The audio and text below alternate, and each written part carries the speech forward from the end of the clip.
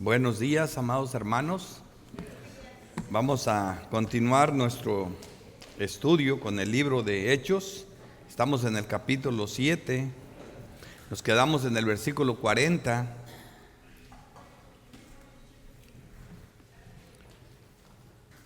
Hechos 7, versículo 40. Ahí nos quedamos. Vamos a contextualizar un poco antes desde el 37, pero vamos a ponernos en las manos de nuestro bendito Dios en oración antes de continuar. Padre Santo, Dios Todopoderoso, Creador del cielo y de la tierra, te damos gracias, bendito Dios, por Cristo Jesús. Gracias por toda la misericordia y gracia que recibimos cada día, Señor, delante de ti. Por la reunión de los santos, porque nos traes con bien, nos reúnes aquí. Esperamos ser guiados, edificados, capacitados por tu Santo Espíritu. Tenemos la convicción de que nuestra alma será alimentada y que podremos llenarnos de gozo y de alegría en el hombre interior. Te rogamos que así lo sea, Padre Santo, en el nombre de Cristo Jesús. Amén.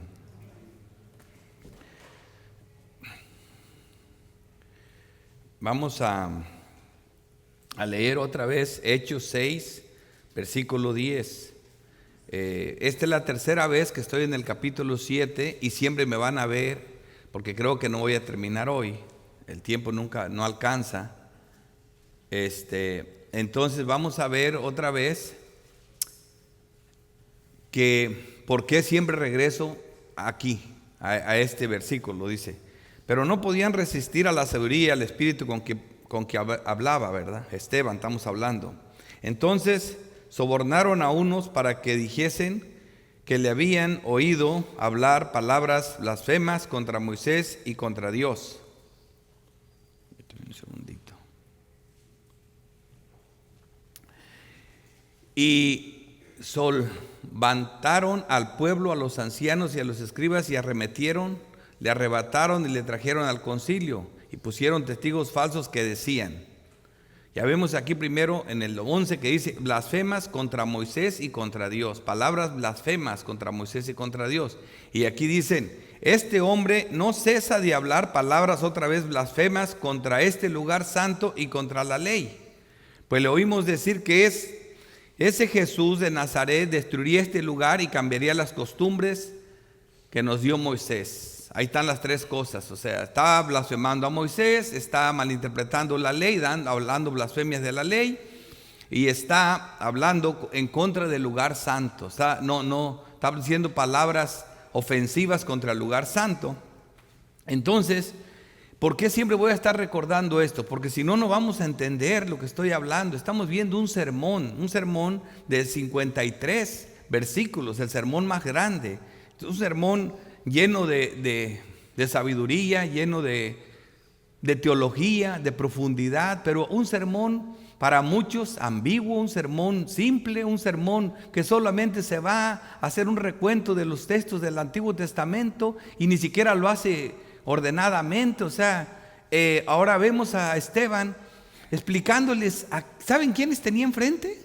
Para empezar, al sumo sacerdote, a los sacerdotes, al concilio, a todos los eruditos de la ley. Y él hablándoles esas historietas, pues, ¿qué les estaba diciendo? Nada. Así lo ven los que no son iluminados por el Espíritu Santo. Y yo no quiero que lo veamos así. Por esa razón regreso a decir por qué. Y hice un trabajo que me lo pensaba reservar para el último, pero como me voy a adelantar porque es necesario que entiendan esto, porque mira, así comienza el mensaje primero. Hechos 7:1 dice: el sumo sacerdote dijo entonces, ¿esto es así?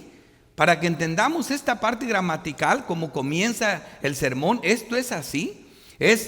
O sea, te están acusando de 4 cosas: blasfemar contra Dios, blasfemar contra Moisés, blasfemar contra la ley y blasfemar contra el templo. Esto es grave, esto es mortal, esto es así. Defiéndete porque te vas a morir. Esto es grave. Eso es lo que le está diciendo. Esto es así. O sea, para que vean el impacto de las palabras. Porque no quiero que nomás agarren la Biblia y la lean así. Por eso vengo con ustedes y voy para que aprendamos a entender la importancia. Miren, yo me di la tarea de abosquejar el sermón de Esteban, como si yo lo fuera a predicar.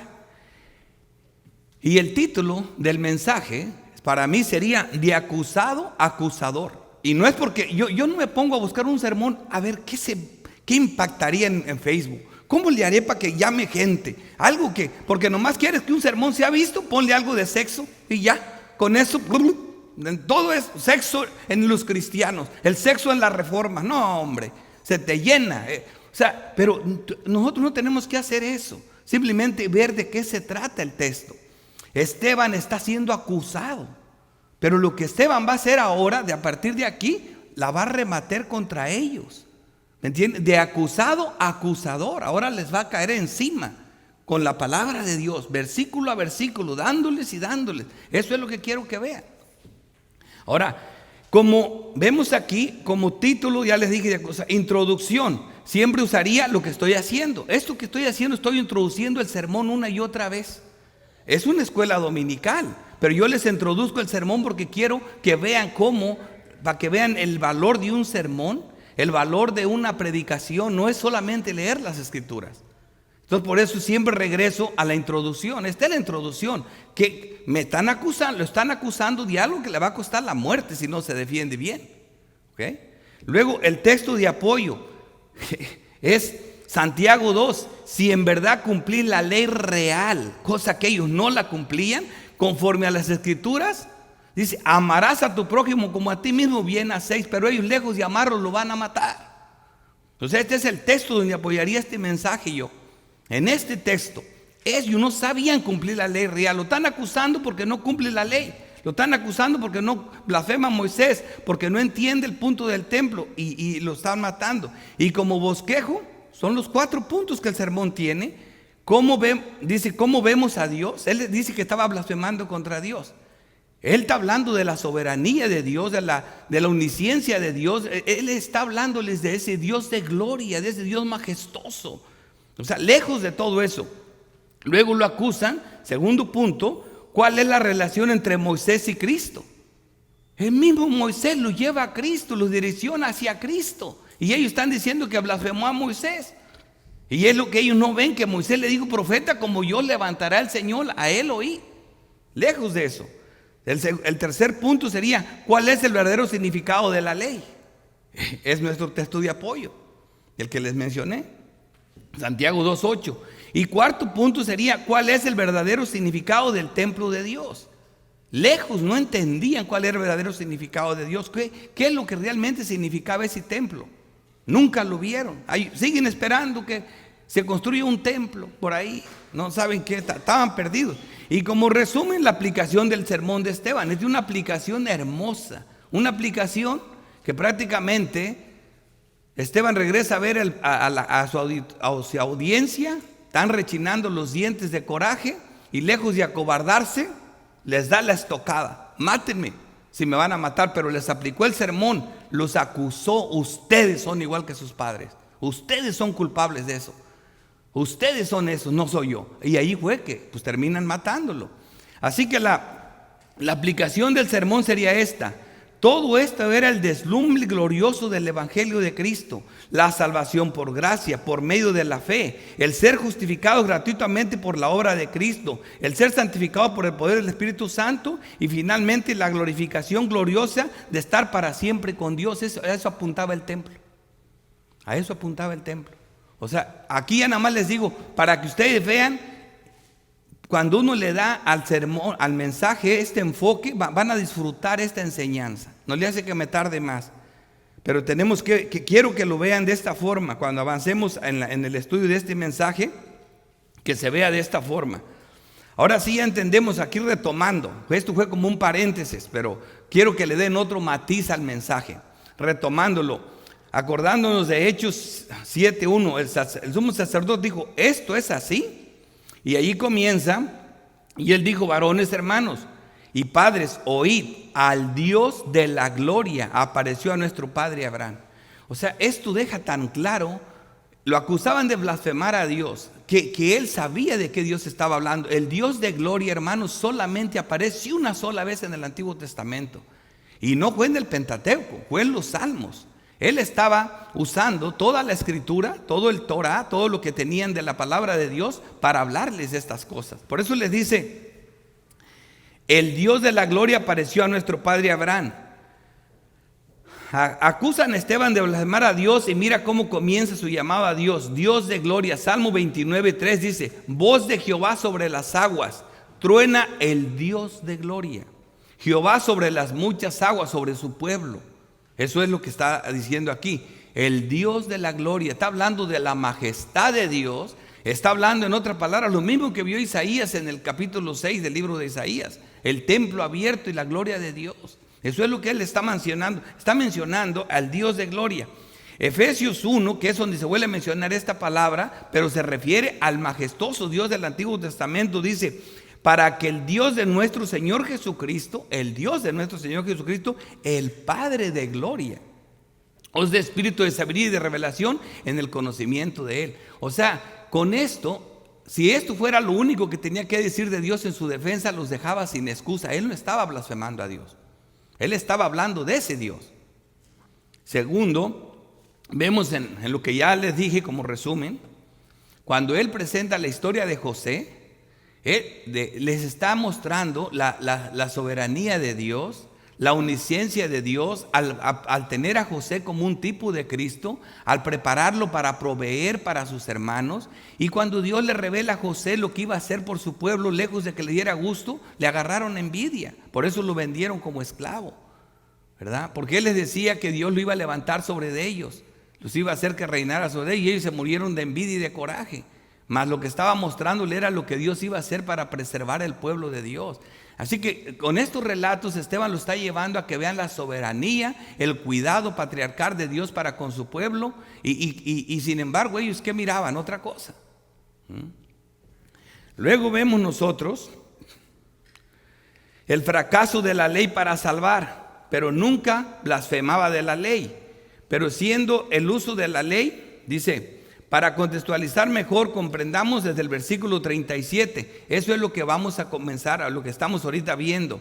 Estamos viendo ahora, la primera acusación fue contra Dios. La segunda es contra la ley. Y por eso yo quedé en el 40, pero vamos a regresar al 37 para continuar. Vamos a ver si estaba blasfemando contra la ley, que es el segundo encabezado del sermón.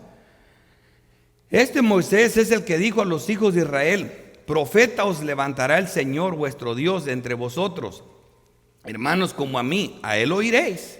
A él oiréis. Fíjate la relación de Moisés con Cristo.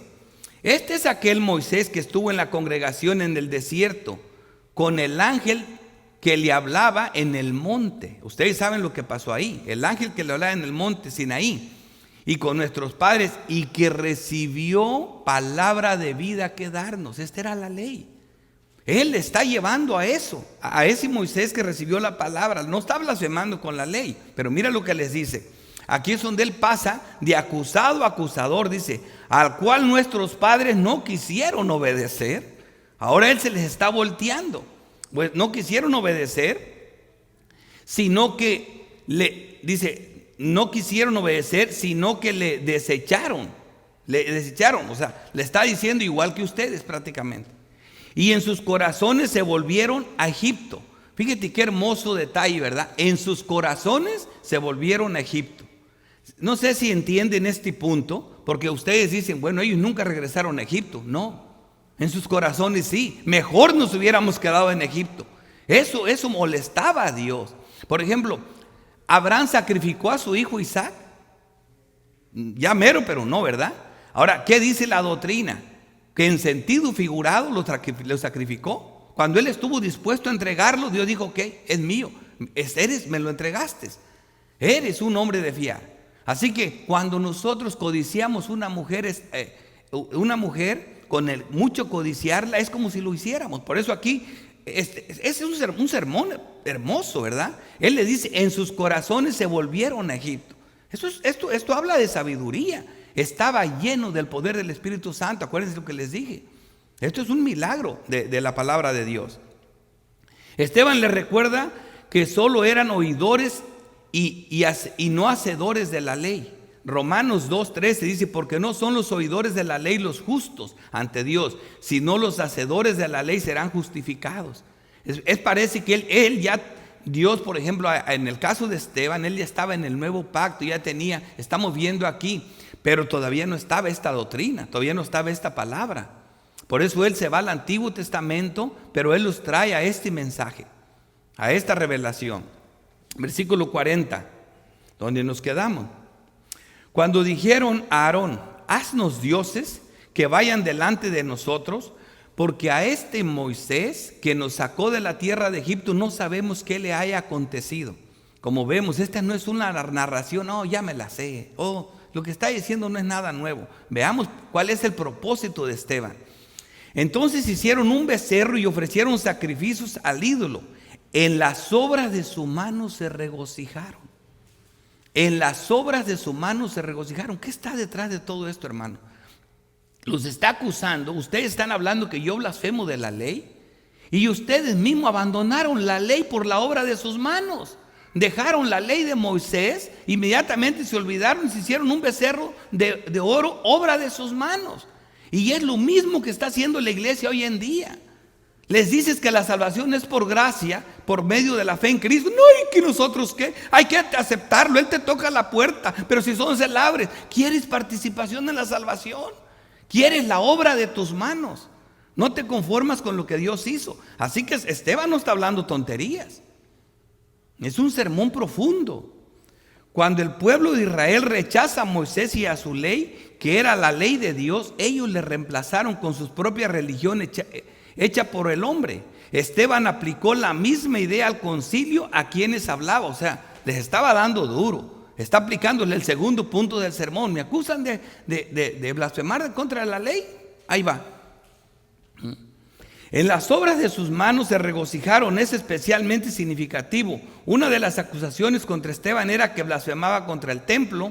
No era que estaban hablando contra el templo, sino contra la manera en que Israel adoraba al templo de Dios en vez de adorar al Dios del templo. Esa era la confusión. Igual que Israel había adorado el becerro en el desierto, así ahora adoraban las obras de sus manos. Esto mismo hoy en día, la gente quiere salvación donde sus manos hagan algo, prefieren la obra de sus manos. La respuesta de Dios al rechazo repetido de sus mensajeros, versículo 42. Y Dios se apartó y los entregó, que rindiesen culto al ejército del cielo. Es lo que digo. Dios se apartó y los entregó. Acuérdense, no sé a dónde los lleva este texto, pero me gustaría, si alguien se deslumbra, me encantaría oír que alguien, y puede decirlo, ¿verdad? Dios se apartó y los entregó a que rindiesen culto al ejército de los cielos, como, ¿me entiende? O sea, ¿qué fue lo que hizo Dios? Ellos están queriendo las obras, están queriendo la salvación por obras, están queriendo creer más en las criaturas antes que al Creador, están creyendo participación. Entonces, ¿qué hizo Dios? Romanos 1, los entregó. Fíjate a dónde los lleva. Y como está escrito en el libro de los profetas, ¿acaso me ofreciste víctimas y sacrificios en el desierto por 40 años, casa de Israel? Antes bien llevaste al tabernáculo de Moloc. Aquí vemos la mala relación de la ley y del templo. Y la estrella de vuestro Dios Renfán, figuras que os hiciste para adorarlas, os transportaré pues más allá de Babilonia. Ahora, vamos a ver, para que vean algo interesante aquí. Fíjate lo que él dice, los transportaré más allá de Babilonia. Pero ahora, él está citando las palabras obviamente de Amós 5. Versículo 25 al 27. Pero mira esto. Dice, me ofreciste sacrificio y ofrendas en el desierto en 40 años, oh casa de Israel. Antes bien lleváis el tabernáculo de vuestro Moloc, ¿verdad? Y dice, y que un ídolos vuestros, la estrella de vuestros dioses que os hicisteis. Os haré pues transportar más allá de Damasco, ha dicho Jehová, cuyo nombre es Dios de los ejércitos. Hay un cambio entre Damasco y Babilonia. ¿Se fijan? Más allá de Damasco, Irán. Antes de que Babilonia o los asirios conquistaran a Israel, los ataques contra Israel eran siempre con Damasco, con Siria. Era siempre una guerra contra ellos. Pero se les habla lo que los hizo de dejar de ser pueblo a las 10 tribus del norte, igual a las del sur más adelante. Fue la devastación, fue cuando llegó el imperio de Babilonia, cuando llegaron los asirios y arrasaron a Jerusalén. O sea, nunca más volvió a ser Jerusalén lo que era. Ahora, después de eso, Israel, de que los arrasaron, los llevaron cautivos a diferentes lugares donde ellos reinaban el imperio de Babilonia, y fue después que ellos se establecieron en esa región donde estaban las 10 tribus de Israel con su capital en Samaria. Ellos establecieron diferentes pueblos con gente de diferentes lugares que no eran del pueblo de Dios, trajeron gente extranjera a vivir ahí. Pero después de que estas personas eran muertas porque los leones los mataban y todo, le pidieron al imperio babilonio o a los asirios que regresaran esas gentes porque ellos conocían las costumbres de esos dioses. Y así fue como regresan algunas personas a su tierra, que esos eran los expatriados del Ponto. Expatriados, ¿por qué? Porque están viviendo en su tierra, pero ya no es su tierra. Regresan a su tierra donde ya no es su tierra, ¿verdad? Le pertenece al imperio de Babilonia y regresan a esa tierra. Esos son los expatriados donde Pedro manda la carta. Así que esas personas, esa región era Samaria, compuesta con judíos, con extranjeros y una mezcla de todo, considerados para la tribu de Judá como perros.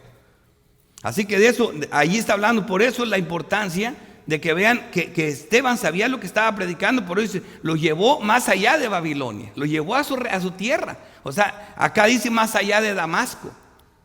Realmente fueron, o sea, esto no tiene que ver con Siria, con Damasco. Esto tiene que ver con algo más grande, porque Siria no era un imperio, era un país vecino que peleaba con ellos.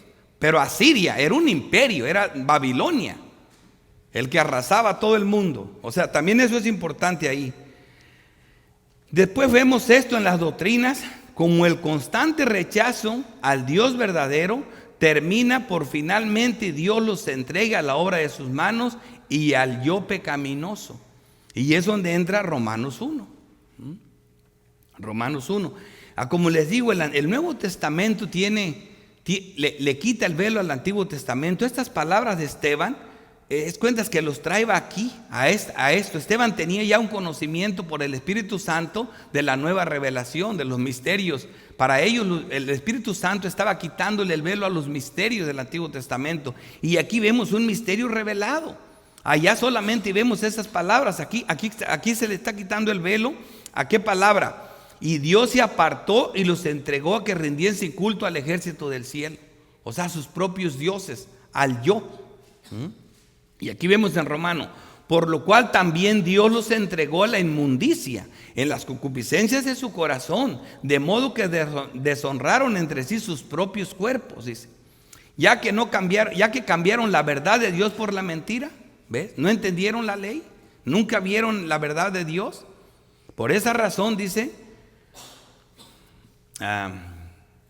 honrando y dando culto a las criaturas antes que al Creador, el cual es bendito por los siglos. Amén. Por eso Dios los entregó a pasiones vergonzosas, que aún sus mujeres cambiaron el uso natural por el que es contra naturaleza. Y de igual modo también los hombres, dejando el uso natural de la mujer, se encendieron en sus lascivias unos con otros, cometiendo hechos vergonzosos, hombres con hombres, recibiendo a sí mismos la retribución debida a su extravío. Aquí vemos, y hay más, no tiene caso porque lo conocen. Y por eso dice aquí, y como ellos no aprobaron tener en cuenta a Dios, otra vez Dios los entregó a la mente reprobada, que fue lo mismo que les está diciendo. Ellos están entregados porque no han entendido, no han tomado en cuenta a Dios. Ellos le lo acusan de que él no toma en cuenta a Dios, que blasfema contra Dios, y él les dice, son ustedes los que no lo han tomado en cuenta, son ustedes los que no han entendido la ley. Esteban se defiende de las acusaciones de blasfemar el templo. Esta era ya la cuarta acusación. Tenemos aquí la tercera, podríamos decir. No la cuarta ya, porque vimos, acusaron contra Dios, lo acusaron contra Moisés, pero ya lo vimos, eso ya no les reconté, ya hablamos de Moisés bastante, y luego ahorita estamos viendo la acusación de la ley. Por último, esta es la acusación contra el templo de Dios, contra el lugar santo. Y esto es lo que continúa aquí del versículo 44. Esteban se defiende. Bueno, aquí me voy a detener un poquito por si les llegó alguna pregunta o una participación. Me detengo un poco antes de entrar al cuarto punto del sermón de Esteban. Sí, bueno, tan pronto se leyó el texto, sí, pensé en Romanos 1, definitivamente. Yo creo que es el texto más claro en la doctrina. Pero también me acordé y apenas también pasaste por ahí en 2 Tesalonicenses 2:11, cuando dice, cuando habla de aquellos que no recibieron el amor a la verdad para ser salvos, y por eso Dios les envía un poder engañoso para que crean a la mentira. También es la misma idea, como aquellos que por mucho tiempo han estado expuestos a la verdad, pero por causa de la dureza de su corazón y ese rechazo continuo, finalmente lo que ellos hacen es que termina entregándolos al error y, ¿verdad?, a todo tipo de religión falsa. Ajá. Sí, es bueno entender el punto ese, ¿verdad?, a donde los está llevando Esteban, porque acuérdense, tenemos que saber aplicar el mensaje a nosotros, ¿verdad? Porque Esteban, estamos en una narrativa histórica. Esteban está defendiéndose cuando no tenía la nueva revelación, pero ellos sí la tenían cuando el Espíritu Santo venía y los capacitaba. Eso fue lo que ocurrió. El don de hablar en lenguas, eso fue misterios que se estaban revelando. Aunque tú no creas, Esteban conocía muchas de estas doctrinas que estamos mencionando nosotros. Le llegaban por el Espíritu Santo esas revelaciones. Por eso él tenía un conocimiento que ni el sumo sacerdote ni nadie tenía. Por eso él les aplica este mensaje y él veía lo que ellos no miraban, que todo apuntaba a Cristo. Eso es lo que estamos viendo aquí. Y también es interesante que, pues Dios en su gracia también prepara todo, porque pues tiene mucha relación con lo que vamos a ver hoy en la predicación, porque vamos a ver cómo también, bueno, no es el punto principal, pero se va a tocar por lo menos cómo de alguna manera Caín viene a ser el padre de la falsa religión. Y entonces nos encontramos por todas las escrituras, incluyendo aquí en tiempos de Esteban, cómo estas personas que tenían un conocimiento de Dios, un conocimiento de la ley, que conocían la forma en que debían adorar a Dios, y sin embargo no lo hicieron, no le creyeron a Dios, y se habían cubierto nomás como de una religiosidad, pero que en sí era falsa, que no era lo que Dios estaba demandando. Y por eso, pues, como dices, el regaño de Esteban, se puede decir, les está diciendo: ustedes son los que no conocen o los que no adoran al Señor como debe ser. Ustedes son los que han blasfemado de la ley. Ustedes son los que, sí, en realidad es al contrario. Porque, y le decía al hermano hace un momento, la religión falsa, bueno, hay todo tipo de religiones falsas, ¿verdad? Pero que uno, pues ya, eso ya nosotros ni en realidad lo mencionamos, porque ya es muy evidente, ¿no? Cuando hablamos, por ejemplo, de, qué sé yo, testigos de Jehová, prosperidad, etcétera, eso ya es muy común, pero el problema está cuando con que la religión falsa muchas veces se parece a la religión verdadera. Caín ¿verdad?, pretendió hacer lo mismo que hizo Abel, pero lamentablemente no era lo que Dios había demandado, y en ese sentido se convirtió en un falso adorador. En este caso, el verdadero significado, el significado que ellos le estaban dando a la ley era completamente erróneo a lo que conocemos cuál era el propósito de la ley. La ley no fue dada para salvar. La ley era como un espejo para mostrar su pecado. La ley era el carácter santo y puro de Dios. La ley estaba como un ayo, un pedagogo para llevarnos a Cristo. La ley era eso. Ellos no lo vieron de esa forma. Entonces, la ley era para dejar a nadie sin excusa, como lo dijo Romanos del 1 al 3. Entonces eso no vieron ellos. Ese es el punto principal aquí donde estamos con el mensaje de Esteban. ¿No les ha dado una pregunta, hermanos, por ahí a usted, a los demás? ¿A nada? ¿Algún comentario, una pregunta? ¿Están entendiendo el punto? Ahí está un hermano. Porque por eso es la escuela dominical. Yo trato de introducir el tema y quiero que disfruten y que entiendan cómo se debe de entender un tema como estos. Pastor, el punto principal de la acusación de Esteban contra los sacerdotes, ¿cuál sería? ¿En dejarlos sin excusa delante de Dios? O sea, el punto, ¿me quieres decir de la acusación de Esteban a ellos o la de ellos a Esteban? Esteban hacia ellos. Ok. Sí, de parte de Esteban a ellos primero lo acusan de blasfemar de todas estas cosas. Por eso digo, y entonces Esteban pasa, como lo dice el título del mensaje que yo le puse, de acusador a acusarlos. Esteban le está dando el verdadero significado.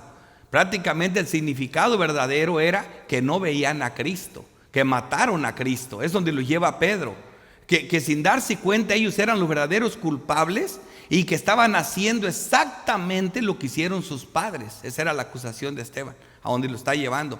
Cada uno de los errores que cometieron sus padres los están cometiendo ustedes. Finalmente están matando al que les habló Moisés. Me acusan a mí de blasfemar a Moisés y ustedes están matando al verdadero Moisés. Me acusan a mí de blasfemar el nombre de Dios y ustedes están matando al Dios encarnado. Me acusan a mí de blasfemar de la ley y ustedes mataron al que vino a cumplir la ley y a darles la ley para que los justifique. Ustedes me acusan a mí del templo y están hablando al que vino a establecer el verdadero templo de Dios, al que derrubó este templo de idolatría y todo y estableció un nuevo templo. Eso es lo que Esteban le está llevando.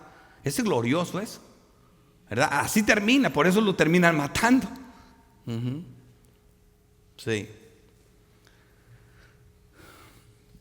Es bonito entender esto. Es algo, este mensaje es hermoso. Cuando lo vuelvan a leer lo van a disfrutar. Cuando me vean predicando, por ejemplo, en la escuela dominical, deberían, con ustedes que son miembros de la iglesia, leer. El pastor está en Hechos 7. Yo voy a estar leyendo el capítulo 7, porque cuando venga el pastor y lo explique, yo voy a entender cosas que quizás todavía no entienda, y si no, le pregunto, ¿verdad? Para juntos edificarnos. Ese es el propósito de la escuela dominical.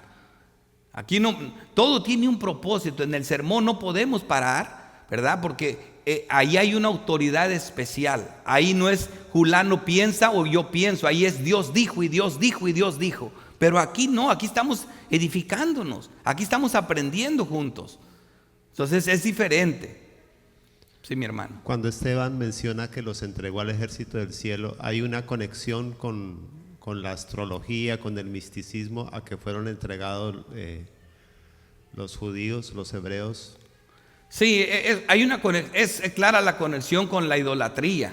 Y la idolatría va desde ídolos literales hasta el mismo corazón, que es una fábrica de ídolos, ¿verdad? Que construye todo ídolo. La exaltación del yo, ¿verdad? El no reconocer a Cristo es parte de toda la idolatría. Y al final de cuentas, la peor idolatría de la que sí se habla en esta iglesia es la del Cristo falso. Ahora se hicieron un propio Cristo. ¿Qué te dice la gente? Es que mi Cristo, mi Dios, ese no esto, mi Dios no hace esto, mi Dios no hace el otro. O sea, se criaron un Dios, no es el de las Escrituras. Ellos dicen, no, ese no lo acepto, pero yo tengo uno que sí lo acepto. O sea, hay un Cristo que es bueno todo el tiempo, que te ama y te ama que seas como seas y que te va a llevar al cielo.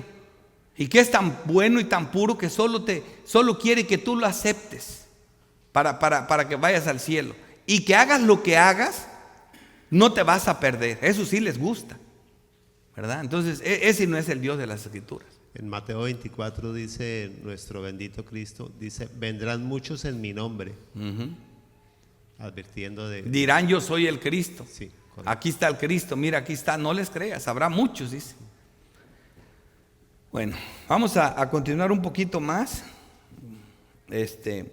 Así que Esteban se defiende de las acusaciones de blasfemar del templo. Esta era la cuarta acusación. Dice, tuvieron nuestros padres el tabernáculo del testimonio en el desierto. Antes del templo estaba el tabernáculo. hecho con el diseño de Dios. Dice, como había ordenado Dios cuando dijo a Moisés que lo hiciese conforme al modelo que había visto. Es un modelo diseñado por Dios. Por eso las cosas que estaban en el tabernáculo, todo eso apuntaba a Cristo, hermanos. Aquí yo tengo un sermón que prediqué hace mucho tiempo que se llama Los muebles gloriosos. Ese tabernáculo estaba decorado con muebles gloriosos. Cada cosa apuntaba a Cristo. ¿Qué teníamos en el tabernáculo? Teníamos los panes de la proposición. ¿Y qué era eso? El pan. Cristo es el pan de vida. Teníamos la agua para la purificación y Cristo es el agua de vida. Cada cosa tenía su tipo, su cumplimiento en Jesucristo. Cada cosa del tabernáculo tenía el candelabro y Cristo es la luz del mundo, ¿verdad? Cada cosa apuntaba a Cristo. Así que comienza con el tabernáculo y después el templo que forma de hacer defensa de la fe tan linda, solo usando las escrituras. Esteban continúa mostrando una y otra vez que para nada está blasfemando ni de Dios, ni del templo, ni de Moisés, ni de la ley. El versículo 45 dice, el cual recibido a su vez por nuestros padres, lo introdujeron con Josué al tomar posesión de la tierra de los gentiles, a los cuales Dios arrojó de la presencia de nuestros padres hasta los días de David. Y fíjate por qué viene aquí. No, fíjate por qué viene aquí.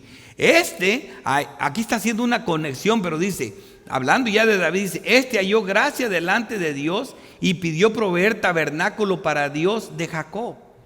O sea, lo que sería sustituir el tabernáculo. Pero me llama cómo relaciona el tabernáculo con el Dios de Jacob. Mas Salomón edificó casa. Ese es el templo. Si bien, pero cuando él presenta el templo, fíjate lo primero que les advierte. Y esto es una hermosa, ¿qué diría yo? Teología de Esteban. O sea, Esteban lo lleva a este punto principal. Hablando del templo, miren, el mismo Salomón, inspirado por el Espíritu Santo, les dice el propósito del templo. Dice, si bien el Altísimo no habita en templos hechos de mano, como dice el profeta, el cielo es mi trono y la tierra es el estrado de mis pies, ¿qué casa me edificaréis? Pregunta. Dice el Señor, ¿o cuál es el lugar de mi reposo? Pregunta. Tercero, ¿no hizo mi mano todas estas cosas? Pregunta. 3 preguntas. ¿Ven a dónde los lleva? De verdad, ¿creen? Ustedes han entendido el significado del templo. Ese es el 4º punto de nuestro encabezado, ¿verdad? ¿De verdad entendieron el significado del templo? O sea, una vez más, Esteban retoma la idea de explicar la doctrina que se encuentra oculta o misterio en el tabernáculo y el templo, y quiere que vean el verdadero significado del templo, el cual ya es espiritual. Ahora, tuvieron nuestros padres el tabernáculo, Salomón lo edificó como casa. El punto de Esteban era que la presencia del tabernáculo, el templo, no los constriñó de rechazar a Dios y sus mensajeros especiales. Ahí lo está llevando, aún así lo hicieron. Ahora, Esteban, acuérdate que en el mensaje ya lo había llevado que Dios le habló. Dios le había hablado a Abraham cuando estaba ¿dónde? En Mesopotamia. ¿Me entiendes? No estaba en esta tierra que para ellos era especial, esa tierra santa. Dios se manifestó a Abraham en Ur de los Caldeos, en tierra de paganos. Aún estando allá, eso se lo recuerda Esteban. Y luego, antes del templo, también Esteban le recuerda que Dios se le apareció a Moisés de la nada. Así comienza Esteban la explicación del templo en este lugar. Hechos 7:2. Y él dijo, varones, hermanos y padres, oíd al Dios de gloria, apareció a nuestros padres Abraham estando aún en Mesopotamia. ¿Ves? Así que allá, cuando Dios se presenta a Abraham, ese lugar fue un lugar especial. Porque Dios se presentó a Abraham en aquel lugar. Luego en el versículo 30, que ya vimos, dice, pasados 40 años, un ángel se le apareció en el desierto del monte Sinaí en llama de fuego de una zarza. Entonces Moisés mirando se maravilló de la visión y acercándose para observar, vino a él la voz del Señor. Yo soy el Dios de tus padres, el Dios de Abraham, el Dios de Isaac, el Dios de Jacob. Y Moisés, temblando, no se atrevía a mirar. Y le dijo el Señor: quítate el calzado de tus pies, porque el lugar en que estás es tierra santa. Por eso lo lleva ahí. Lo que hizo especial, lo que hizo a la tierra santa, era la presencia especial de Dios en ese lugar. Eso es lo que Él quiere que entiendan. Por eso los lleva paso por paso. Los lleva a la primera vez que Dios se le manifestó en tierra de paganos. Los lleva a que el lugar, que lo que hizo esa tierra santa fue la presencia de Dios. Que vean qué es más importante, la tierra o el que la hizo santa. La presencia de Dios. Ellos estaban descuidando al Dios por enfocarse en la tierra. Acarician el muro, lo besan, lo acarician y se olvidan del Dios del cielo y de la tierra. O sea, ese es lo que los está regañando por eso. Versículo 35 dice: a este Moisés, a quien habían rechazado, diciendo: ¿quién te ha puesto por gobernante y juez? A este lo envió Dios como gobernante y libertador, por mano del ángel que se le apareció en el lugar. Luego los profetas hablaron cómo sería el nuevo templo. Esto ya vemos nosotros, hermanos, es este templo nuevo. Ezequiel, desde el capítulo 40 del libro de Ezequiel hasta el 47, está describiendo un templo. Ezequiel. Entonces tú dices, era tan importante que entendieran este nuevo templo. El profeta agarra y viene un hombre, un ángel, un ser que describe ahí el libro de Ezequiel, y comienza a hacer medidas y medidas, le muestra todos los ángulos, cada piedra, cada diseño, le habla y le habla y le habla del templo. Pero donde voy ahorita a leer de Ezequiel es donde revienta la parte más hermosa de este mensaje de eso. Y fíjate qué descripción le hace Dios al profeta Ezequiel, que para mí es como el Pedro del Antiguo Testamento, demostrarle lo que sería ese templo nuevo. Fíjate, después de tanta medida, porque ya aquí estamos en el 47, empezó en el 40, ya en el 47, pero antes del 47 les voy a mostrar el 43.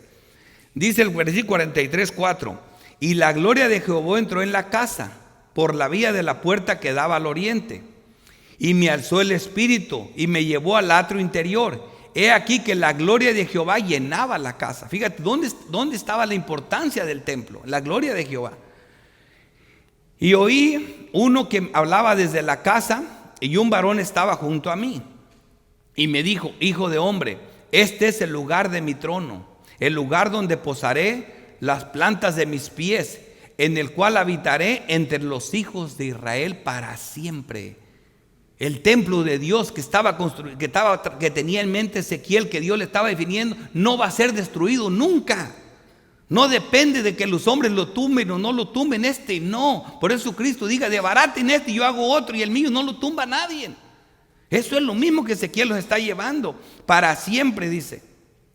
Ahora vemos aquí que dice: y nunca más profanarán la casa de Israel mi santo nombre.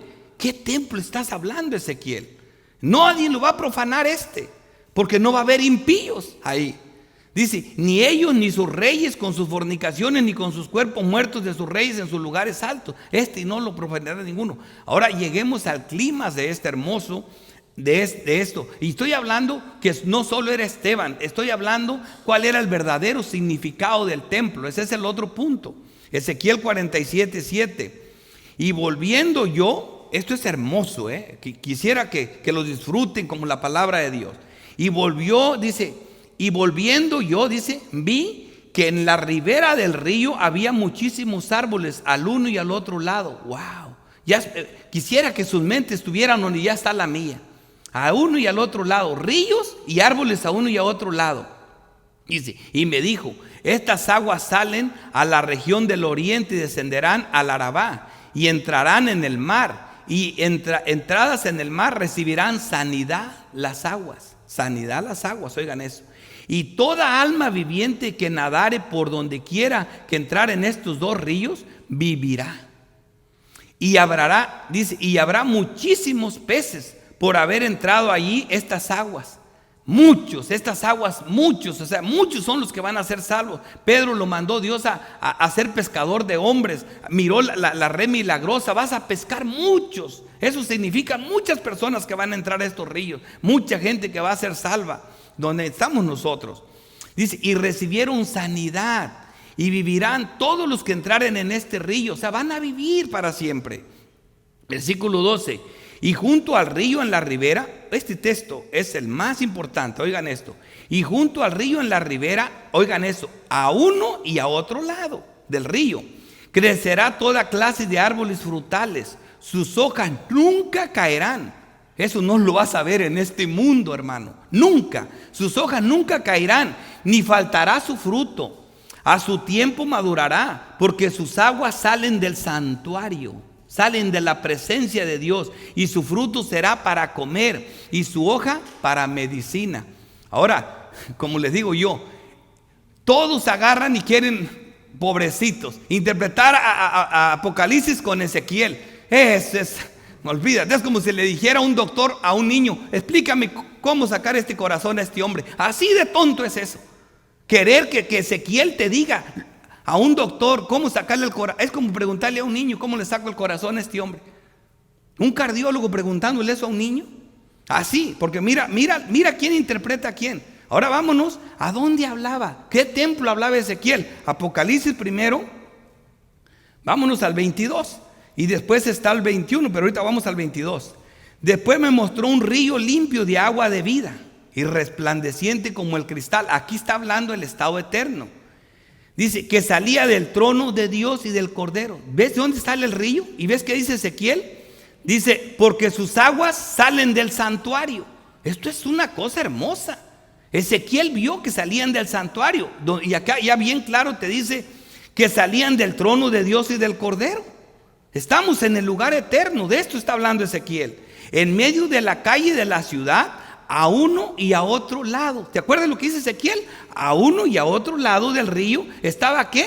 El árbol de vida. Él describe muchos árboles con una fruta, con hojas que no se secan nunca. Aquí estaba el árbol de vida, que produce 12 frutos, da frutos, cada mes su fruto, y las hojas del árbol, esas que nunca se secan, eran para la sanidad de las naciones.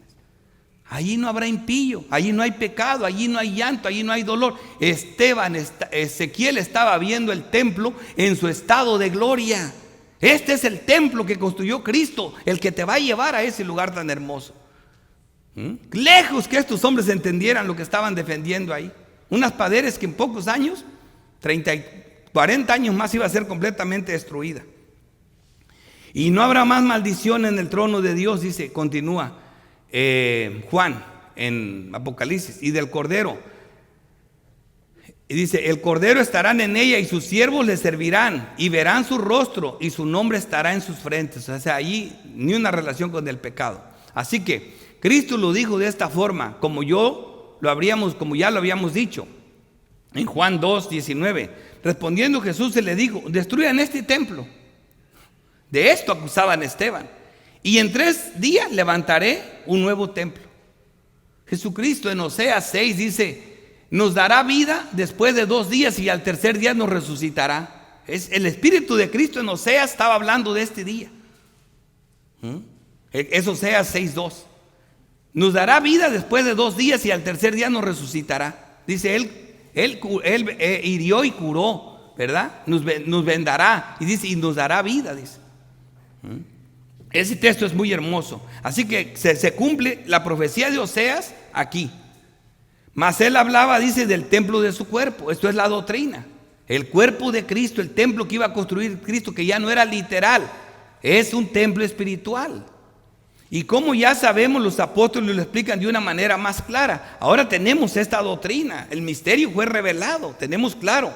¿No sabéis que sois templo de Dios y que el Espíritu de Dios mora en vosotros? Si alguno destruye este templo de Dios, Dios lo destruirá a él, porque el templo de Dios, el cual sois vosotros, santo es. Este es el templo que va a llegar allá. Segunda de Corintios 6:16. 2:16. ¿Y qué acuerdo hay entre el templo de Dios y los ídolos? Porque vosotros, la iglesia, todos los santos de todo el mundo, sois el templo del Dios viviente. Como Dios dijo, habitaré y andaré entre ellos y seré su Dios. Las aguas salen del santuario, de la presencia de Cristo y del Cordero y de Dios. Y ellos serán mi pueblo. Pero ningún texto como este para explicar la realidad doctrinal del nuevo templo, porque usa la misma metáfora del templo, una misma construcción, pero para que vean que la parte literal se convierte en espiritual, usando la misma metáfora para que crean que no estamos saliéndonos del contexto. Efesios 2:19. Así que ya no sois extranjeros ni advenedizos. ¿Te imaginas que eso lo hubieran sabido los sacerdotes? Esto que ya sabía Esteban, sino conciudadanos de los santos y miembros de la familia de Dios, edificados sobre el fundamento de los apóstoles y profetas. Esteban, estos deberían saber, los profetas te llevaron a los apóstoles. Los profetas y los apóstoles, siendo la principal piedra del ángulo, Jesucristo mismo. Jesucristo mismo. ¿Ves? Del ángulo hay una construcción en quien todo el edificio, está hablando de un edificio, pero es espiritual, bien coordinado va creciendo para ser, pero sigue la misma metáfora, un templo santo en el Señor, ¿verdad? Y quien dice, en quien vosotros también sois juntamente edificados, siguiendo el mismo lenguaje metafórico, edificados para morada de Dios en el Espíritu, nosotros mismos. Pero mira cómo lo dice Pedro, siguiendo la misma metáfora: acercaos a él, piedra viva, ciertamente por los hombres desechados, ciertamente por los hombres, más para Dios escogida y preciosa. Vosotros también como piedras vivas, ahí está la metáfora, sed edificados como casa espiritual. Como casa espiritual, se estaba refiriendo a una casa espiritual. Y concluyo con, finalmente, eso será el templo de Dios, Apocalipsis 21. Y vemos aquí que dice: y yo, Juan, vi la santa ciudad, la nueva Jerusalén, descender del cielo de Dios, dispuesta como una esposa ataviada para su marido. Esa es la iglesia, ya redimida. Y oí una gran voz del cielo que decía: he aquí el tabernáculo de Dios con los hombres. ¿Ya ves cómo te relaciona el tabernáculo con el templo? ¿Ves dónde vamos a dar? ¿Ves que el Apocalipsis, cuando Dios le quita el velo, se convierte en una epístola? Se convierte en doctrina clara. ¿Me entiendes? He aquí el tabernáculo de Dios con los hombres. Él morará con ellos. Y ellos serán su pueblo, y Dios mismo estará con ellos como su Dios. Esa era la realidad del templo. Qué lejos estaban ellos. Qué lejos estaba Esteban de blasfemar contra el templo. Lo que realmente significa el templo era la necesidad de un sacrificio perfecto para que Dios habitara para siempre en medio de su pueblo, Dios con nosotros, nuestro Emmanuel. Eso no lo miraron. Esteban no estaba blasfemando el templo. Así que, hermanos, en las mentes y vidas de algunos hoy en día pareciera que Dios vive solamente en la iglesia.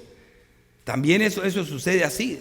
Ven el lugar así, pero este lugar es importante. Mira, el lugar donde estamos, ya aplicando un poco esto, aquí voy a parar, de aquí ya no me voy. Ok, el lugar donde estamos nosotros, en este lugar, este lugar es importante, porque es el lugar donde nos congregamos oficialmente, de acuerdo a las directrices que las Escrituras nos enseñan. Este es el primer día de la semana. No es un día cualquiera, es un día especial. Ahora, eso no quiere decir que solo aquí somos cristianos.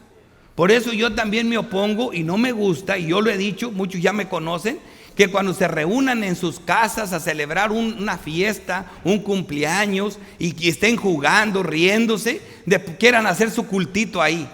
No. Respeten ese lugar, respeten las cosas. Hay un lugar especial. Ustedes son hermanos, pueden hablar de Dios, sí, ¿verdad? Pero Dios se hace presente en la congregación de los santos. La iglesia de Dios es cuando se reúne. El templo de Dios sigue siendo un lugar especial cuando se reúnen la comunidad de santos como un día especificado por el Señor, como lo es hoy. Y eso es importantísimo, porque lo sepan. Así que no podemos sustituir la venida al templo, la congregación junta, porque esto es lo más cerca que estamos de la verdadera significado del templo. Y ya nosotros, obviamente, siempre que andamos ahí, estas piedras vivas no están sujetas aquí. Se van de aquí y andan caminando por todas partes, pero siguen siendo parte de ese templo. Luego se van a volver a reunir aquí para volver a formar ese templo.